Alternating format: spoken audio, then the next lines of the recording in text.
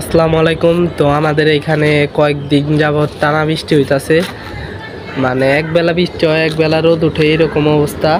তো আমাদের কবুতর তো বৃষ্টিতে ভিজায় মোল্টিংয়ে আনায় রেস্টে দিয়ে দিয়েছি। পাল্লার মাদিগুলো আলাদা করছি আর নরগুলো আলাদা করছি।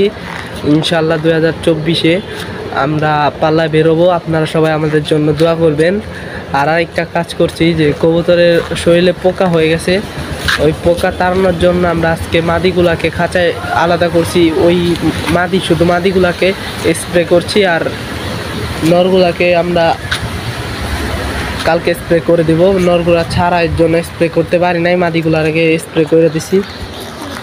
এই যে মাদিগুলাকে চুপচুপা করে ভিজায় স্প্রে মেরে দিছি। মোটামুটি ভালোই পোকা হয়েছিল। এই যে মাদিগুলা, আরও 5-7টা মাদি বাইরে আছে, ওগুলাও আলাদা করে দেব। নরগুলা বাইরে ছাড়া, এর জন্য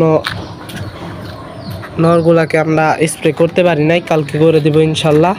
আর মাদিগুলা খাঁচা একসাথে থাকলে মারামারি করে না, আর নরগুলা তো দুইটা একসাথে রাখলে একটা আরেকটার ছুটায় ফেলায়, মনে করে এরকম অবস্থা।